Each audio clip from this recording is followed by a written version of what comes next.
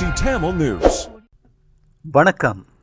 நீங்கள் இணைந்திருப்பது டிபிசியின் மாலை தமிழ் செய்திகளுடன். உள்நாட்டு போரின் முடிவில் பெரும் எண்ணிக்கையானவர்கள் காணாமல் போனதற்கான பொறுப்பை அரசாங்கம் ஏற்றுக்கொண்டு மன்னிப்பு கேட்பதாக இருந்தால் எத்தகைய வழிமுறைகளை கையாள வேண்டும் என்பது தொடர்பில் தனக்கு விரிவான ஒரு அறிக்கையை தருமாறு சட்ட அறிஞர் கனக ஈஸ்வரனிடம் ஜனாதிபதி விக்ரமசிங்க கேட்டிருப்பதாக நம்பகமாக தெரிய வருகிறது. முன்னாள் அமைச்சரும் மேல் மாகாண ஆளுநருமான டி.எம். சுவாமிநாதன் ஜனாதிபதியினால் சிரேஷ்ட அறிவுறுத்தும் சட்டத்தரணியாக அண்மையில் நியமிக்கப்பட்டதை முன்னிட்டு கொழும்பு ஹோட்டல் ஒன்றில் ஒன்று கூடல் வைபவம் ஒன்று ஏற்பாடு செய்யப்பட்டது. அதில் அரசியல்வாதிகள், சட்டத்துறை சார்ந்தவர்கள், கல்விமான்கள், தொழிலதிபர்கள் என்று பெரும் எண்ணிக்கையான முக்கிய பிரமுகர்கள் பங்கேற்றனர்.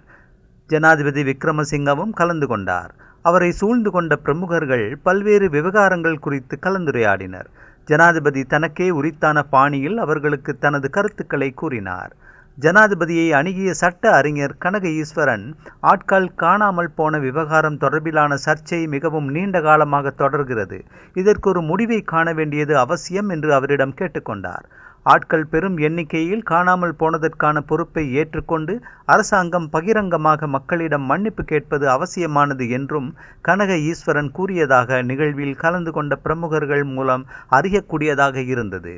அதற்கு பதிலளித்த ஜனாதிபதி, அரசாங்கம் பொறுப்பை ஏற்றுக்கொண்டு பகிரங்கமாக மன்னிப்பு கேட்பதாக இருந்தால் முதலில் கடைபிடிக்க வேண்டிய வழிமுறைகளை குறித்த சட்ட ரீதியான விளக்கங்களை கொண்ட அறிக்கை ஒன்றை தனக்கு தருமாறு கனக ஈஸ்வரனிடம் கேட்டதாகவும், அங்கு நின்ற சட்டத்தரணிகளில் சிலரிடம் அவருக்கு இது விடயத்தில் உதவுமாறு வலியுறுத்தியதாகவும் தெரிய வருகிறது. ஜனாதிபதியின் கோரிக்கையை ஏற்றுக்கொண்ட கனக ஈஸ்வரன் அந்த பணிகளில் ஈடுபடுவது குறித்து இப்போது ஆராய்வதாக கூறப்படுகிறது.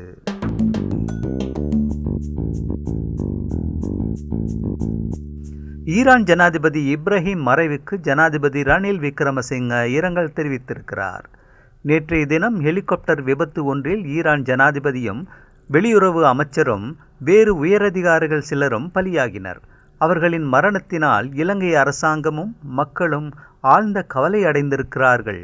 அவர்களை இழந்து வாடும் அவர்களின் குடும்பங்களுக்கு, ஈரானிய மக்களுக்கும் அனுதாபங்களை விக்ரமசிங்க தெரிவித்திருக்கிறார். கடந்த மாத பிற்பகுதியில் இலங்கைக்கு ஒரு நாள் விஜயத்தை மேற்கொண்ட ஈரானிய ஜனாதிபதி ஈரானின் நிதியுதவியுடன் நிர்மாணிக்கப்பட்ட உமா ஓய பல்நோக்கு திட்டத்தை ஆரம்பித்து வைத்தார் என்பதும் குறிப்பிடத்தக்கது.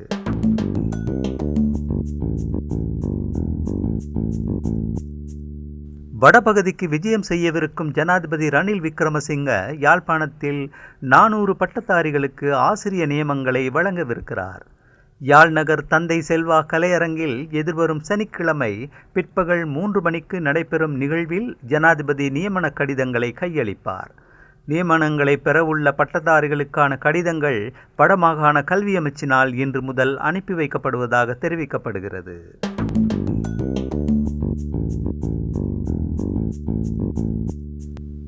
இஸ்லாமிய மதத்தை இழிவுபடுத்தியதற்காக 4 வருட கடூழிய சிறை தண்டனை விதிக்கப்பட்டு தற்போது சிறையில் இருக்கும் பொதுபல சேனாவின் பொதுச் செயலாளர் ஞானசார தேரருக்கு வெசாக் போய தினத்தில் மன்னிப்பு வழங்கி விடுதலை செய்யுமாறு ஜனாதிபதி விக்ரமசிங்கவிடம் பிரதம பௌத்த பீடாதிபதிகள் வேண்டுகோள் விடுத்திருக்கிறார்கள்.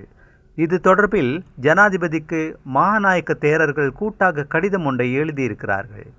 தேசிய ஒற்றுமை மற்றும் சமூக ஒருங்கிணைப்பை மேம்படுத்தும் நோக்கில் ஞானசாராவுக்கு மன்னிப்பு வழங்குமாறு மகாநாயக்கர்கள் கடிதத்தில் ஜனாதிபதியை கேட்டிருக்கிறார்கள். சமூகத்தில் இடம்பெற்ற தீவிரவாத செயல்களுக்கு எதிராக ஞானசார குரல் கொடுத்தவர் என்றும் கடிதத்தில் கூறப்பட்டுள்ளது. முன்னரும் ஒரு தடவை நீதிமன்றத்தை அவமதித்த குற்றச்சாட்டில் ஞானசாராவுக்கு சிறை தண்டனை விதிக்கப்பட்டது. 2019ஆம் ஆண்டு ஜனாதிபதி மைத்ரிபால சிறிசேன தனது பதவி காலத்தின் இறுதியில் மன்னிப்பு வழங்கி விடுதலை செய்தார் என்பது குறிப்பிடத்தக்கது.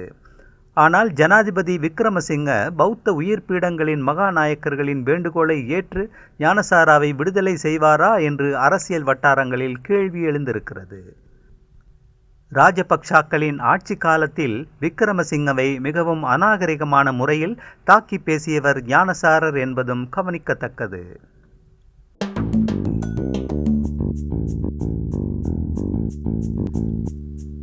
இலங்கையில் இடம்பெற்ற உரிமை மீறல்கள் தொடர்பில் சர்வதேச குற்றவியல் நீதிமன்றத்தில் விசாரணை நடத்துவதற்கு முன்னேற்பாடாக இலங்கை விவகாரத்தை ஐக்கிய நாடுகள் பாதுகாப்பு சபைக்கு எடுத்து செல்வதற்கு தீர்க்கமான நடவடிக்கையை எடுக்குமாறு சர்வதேச மன்னிப்பு சபையின் பொதுச் செயலாளர் அக்னஸ் கலாமாட் சர்வதேச சமூகத்திடம் வலியுறுத்தி கேட்டிருக்கிறார்.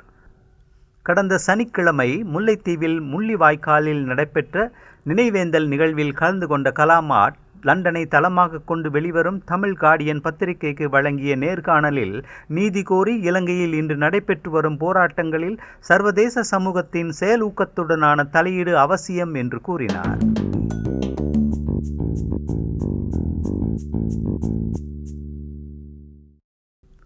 கொழும்பில் உள்ள ஈரானிய தூதுவர் டாக்டர் அலி ரசா தெல்கோவை தாக்கியதாக வர்த்தகர் ஒருவரை கொழும்பு கொம்பெனி தெரு போலீசார் கைது செய்து நீதிமன்றத்தில் முன்னிலைப்படுத்தினர். அவர் விளக்கமறியலில் வைக்கப்பட்டிருக்கிறார். 33 வயதான அந்த வர்த்தகர் ஈரானிய தூதுவரை பிரபல்யமான கடை தொகுதி ஒன்றில் வைத்து தாக்கியதாக போலீசார் தெரிவித்தனர். வாகன போக்குவரத்து தகராறே இந்த சம்பவத்துக்கு காரணம் என்று கூறப்படுகிறது.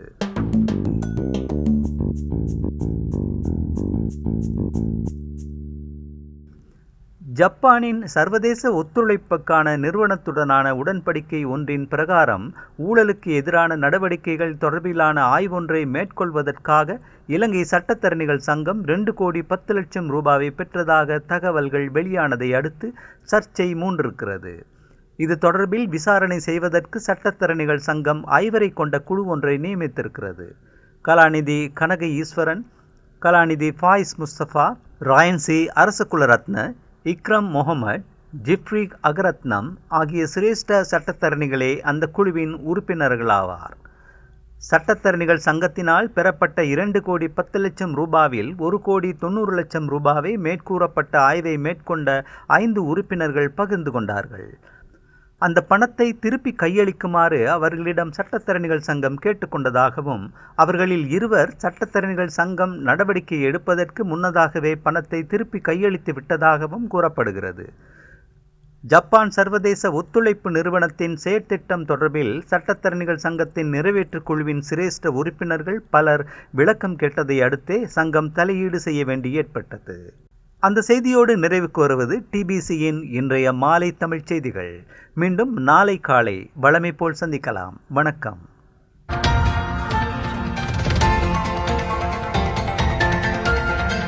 TBC Tamil News.